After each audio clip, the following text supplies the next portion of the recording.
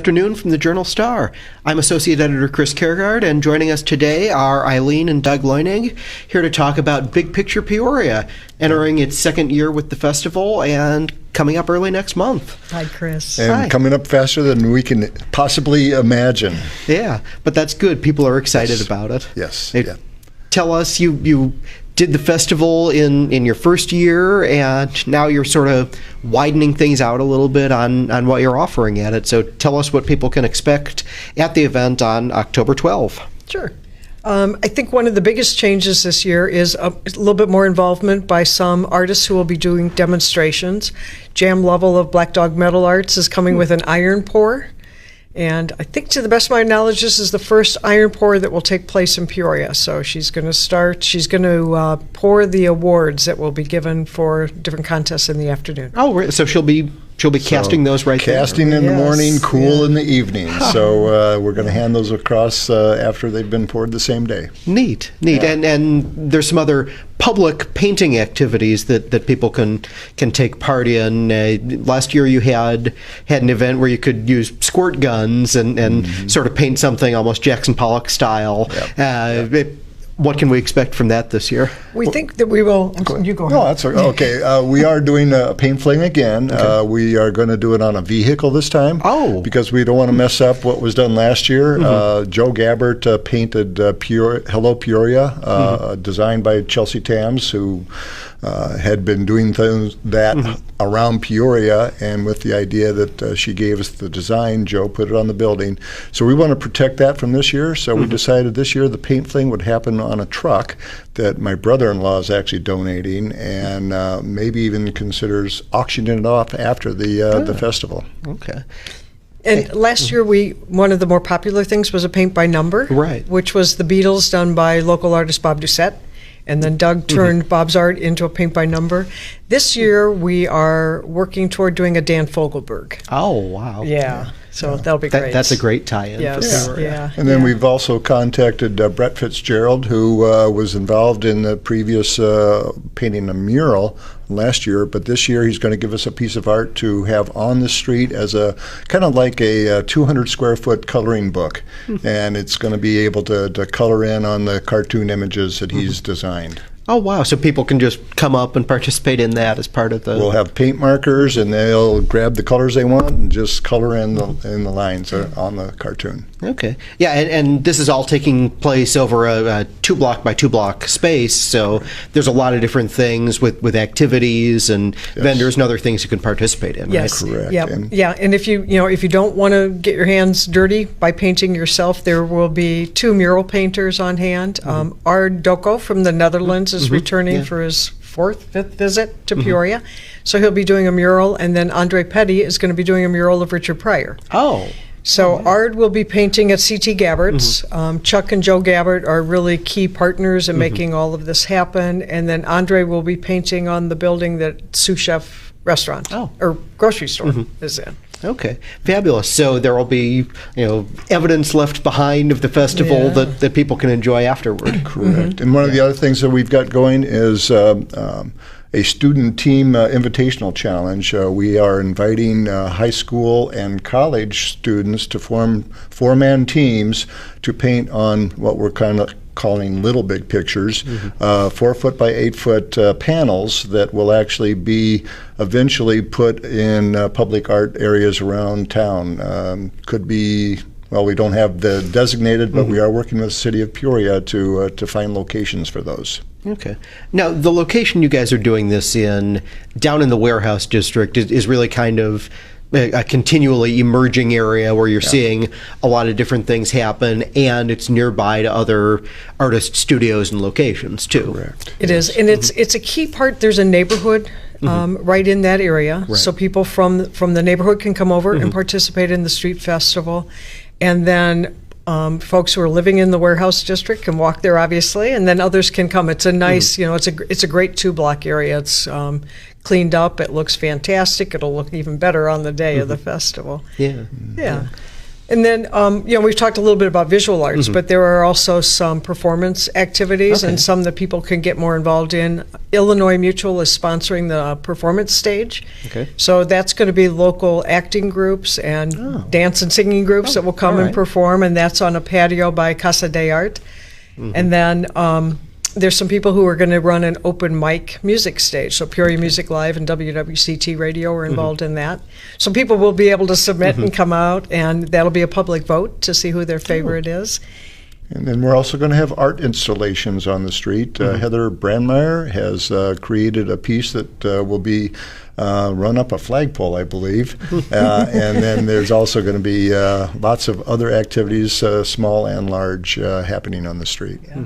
All right, and there's a film festival that's associated with this too that's really kind of grown out that'll be displayed in multiple locations. Am I right? Correct. Yes. In fact, we've made it into a 2-day festival. Okay. With on October 11th on Main Street, there will be 5 different locations where they'll be looping the short films. The films are up to 20 minutes long. But there's 5 genre, if you will, in these locations, and there will be the possibility that people get a good sense of what's being shown. But then on Saturday night at the Peoria Riverfront Museum is the actual winners of the film festival. And this year it's gone beyond the regional area where we started with last year. Now it's nationwide and international. We've got some international entries this year. Yeah, somebody submitted from Australia. Oh, and neat. said And if she Paris. got into the festival that she would come. And so we're looking forward to that. That's a heck of a flight. And Yes, yeah. people from Paris too, correct? Right, yes, yeah. Great. Now, you said 5 films that are going to be playing the first 5 genre. night, 5 genre. Yes, films. and Okay. there's over 50 films entered. In fact, what was I the think final even more number? so now. Okay. Yeah. Allison Walsh is the creator and Right. program director for that, and so last time we touched base with her, she's busier than we are, so we knew that there were over 50 entries. Right, and we've got some pretty vibrant local filmmaking going on with yes. Allison, Connor Correct. Parkhurst, some of the other. Right. Correct. Yeah. And Connor was the recipient. This is the first year we were able to make a grant for a local filmmaker, and Connor was the recipient of that. So. Former student of mine. Oh, wonderful! Yeah, Great. yeah. We're looking forward to seeing his film. Yeah. Yeah, very cool. Excellent. Yeah. So that'll be over 2 nights, the 11th and the 12th. So after you're done with Big Picture Festival, you can go up to the museum, see the... Right. Exactly. In fact, we're quitting the festival a little 1 hour earlier this year because we wanted people to have time to go to a restaurant, stay downtown, have a drink or two, and then head off to Peoria Riverfront Museum. Because part of the plan of this whole thing is to get activities happening in downtown Peoria, so we get some people back on the street. Right. And that sort of brings me to the big picture behind Big Picture, which is the ability for people to see, appreciate, and continue to see after the fact some of this public art that's being created. Yep. And I think one of the ideas behind Big Picture, first of all, the Big Picture Peoria is what we're referring to, the street festival and the film festival. Our nonprofit is actually called Big Picture Initiative. And we decided that we have 4 pillars of the initiative, and that is that the showcase of the arts with the street festival is just one of those things that we're doing. But we're also really interested in the biggest thing that we want to do is raise funds to hire artists to be in front of kids in the classroom, both in not just classrooms, but community centers and after-school programs. And we're working with Nikki Romaine at Art Inc. To be involved with that. In fact, Big Picture Initiative underwrote a filmmaking class this last July where they had basically 10 students available for being able to learn how to make films with their devices. Okay. And I think what you were kind of getting at as well is sort of the economic value of public arts. There are all kinds of studies that show that public art does increase economic activity in the city. And one of the key reasons is, think about it for yourself. If you're driving on the expressway and this town looks just like the next town, unless you're really hungry, you're not going to stop. Right. But if something catches your eye, you're going to be your curiosity might be piqued, and you'll say, well, I kind of could use a cup of coffee. Or you're driving through a part of town and you see a mural you want to see. So the goal with the public art is to increase the vibrancy of the city, get people into parts of the community that we're not accustomed to going to every day, because you want to go see that piece of art. You hear the buzz about it and you want to see it. And so public art does play a key part in that, as artists do, in building any economy. Right. And we've had lots of feedback on, last year we put up Abraham Blue on the courthouse, and it is astonishing to us how many people, first of all, know about that, know that we did it, and come up to us and say, I just love Abraham Blue. It's one of the things that makes them smile every time they see it. It's impressive. It matters, and so to have public art matter to people is really one of our goals. And what's been some of the response you've had from not just the community, but other businesses or organizations in town? I have to think that after seeing that and having it be eye-catching right in downtown, right where you've got a lot of foot traffic during the nicer months of the year, that I'd like to think at least that there would be other places that would be saying, we need to be doing more of this. Yes. And you've had some other areas that have been interested in having murals or other things like that placed on their buildings. We have had some success with that. Fritz just put a mural on their building, and we partnered with the Peoria Art Guild in the spring and put 2 murals up along Washington Street, right in the prime area where Sculpture Walk is, to help with that area. We had our eye on a building that we wanted to put 2 murals on, and that's not going to be possible right now. So we're moving to another building, which until we kind of get all the logistics worked out, we'll see, because it's a matter of the building owner agreeing to certain factors of it. And so, but there is an increased interest, and I think, like a lot of things, you kind of work at it for a while, and suddenly you reach that tipping point where everybody says, "Oh, that's great! I want to do more of that." And there's a community pride element to this too. It pulls in people from outside who see something and decide to stop, but people who live here, see new elements in those old areas that they maybe hadn't gone to or didn't have a reason to go to before, and it helps draw them into those parts of town, correct? Right. Yes. Yeah. And and there's different reasons to do it. Somebody like Chuck Gabbert put art on his building because he wants to make people smile, and he realizes art is a key factor in that. He started by putting up art that kids in high school had done. And he continues to put up kids' art, but art that supports other causes and does other things. And then you look at Pierre at UFS; he's got 2 murals, on his building, and he's so painted his on his building, which are very cool. Yeah. So there is a growing interest in it, and we are happy to talk to any building owners or people who have an idea for a mural. There's different approaches to how it can be done. Yeah. Now, the element with working on art education and getting more students exposed to it, I want to talk about it from the educational perspective, from us as adults for a second. But first, I want to ask you, what's your pitch to that 8-year-old or 10-year-old or 14-year-old on why it's important to learn those things? Okay, I'll speak to that because I'm the one that's very vocal about the arts not being a 4-letter word for most people that aren't involved in the arts. The arts are kind of scary for people that aren't involved in them because they think you have to be a master. You have to be anything from Leonardo da Vinci to Michelangelo before you can be an artist. Well, but I'm not talented. I can only draw stick figures. I can't even draw stick figures. That's the other side of this, is everybody's fearful of what it means to be an artist. We like to define art as 4 components. We call them the 4 C's. There's critical thinking, there's creativity, there's communication, and collaboration. Those 4 C's are the basis of all jobs. I don't care if you're an artist or if you're a teacher or if you're a dentist, you need to have those things working in your lives. And fortunately for us, those are the basis of art. And so if we can give kids that starting point with just igniting their imagination with what art can do for them. It's not becoming rendering geniuses. It's not becoming photographers, as I was for 30 years for Caterpillar. It's about being able to create. And being able to create means you make something with your own two hands, and you can look at it and say, I made this. And that, to us, is what it's all about. Okay. And I think you said, how do you sell it to a kid? I think for most kids, there's not really that much sales pitch involved. I think they are given the chance to work with an artist who also has teaching ability, and they start to just like, wow, I can do this. You know, there were 4 groups this summer with Peoria Public Schools that made 20-foot by 10-foot murals for their schools.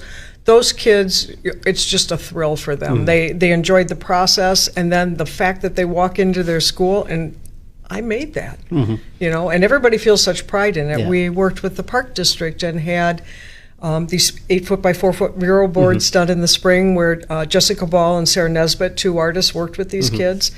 And they had fun doing the process. And then we had a little event at the Park District. The murals are on the zoo, and families came, and just the pride in my kid did that, and it's up there. And the 4 C's that Doug mentioned kind of go as part of the undercurrent of that. You know, you don't tell an 8-year-old, you're going to learn critical thinking. No, but you make the vegetables appealing to them, and they happily eat them. Right, exactly. A little sugar, and everything's good. No, but it's so it's a great way to instill pride in kids that I can do this, I can make something. And the street festival kind of fills that function as well, because now they can come, there's a kid zone at the festival, so they can try all these hands-on things.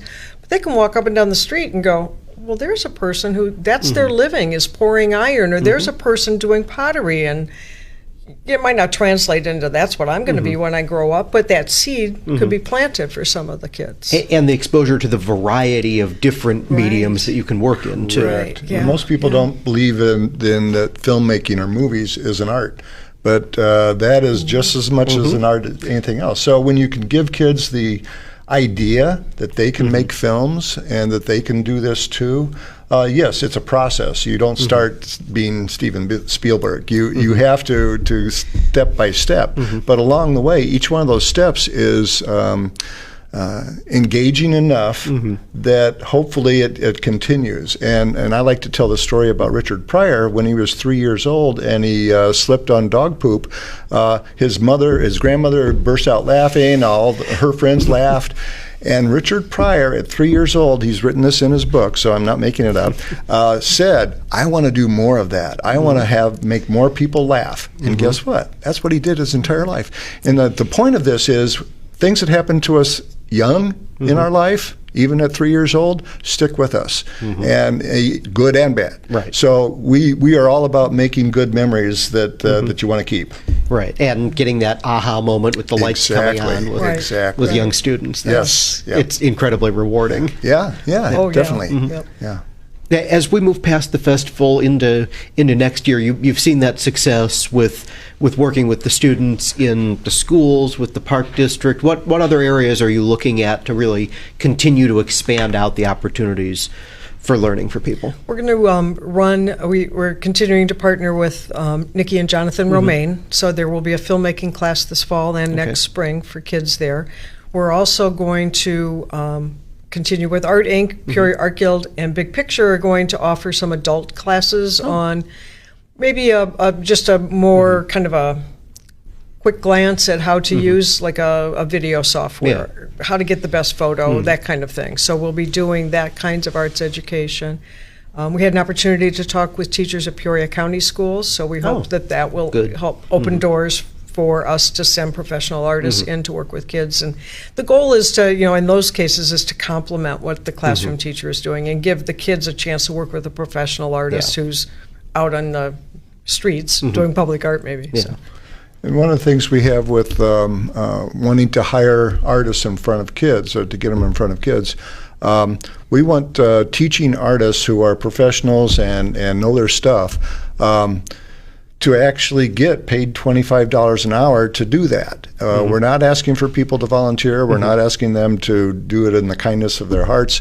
We want people to be paid for their talent. And that's one of the premises of Big Picture in general, is that artists have for too long been tapped to offer their talent for free, and for exposure only is usually how it goes. And we don't believe in that. We believe that exposure is a good thing. I mean, there's definitely opportunities for that, but for the most part, we want artists to get paid at least something for their talent. Right. Okay, excellent. What else should I know, either about the festival or Big Picture as an organization? I can expand it a little bit in the idea of all of Central Illinois. All right. And the idea behind that is that when we started down this process of thinking about how the arts can change people's lives and how the arts matter, that it's not just Peoria. It's all of Central Illinois, from Bloomington to Galesburg to Macomb to Springfield to Champaign. You know, all of Central Illinois can benefit by having something happening during National Arts and Humanities Month of October.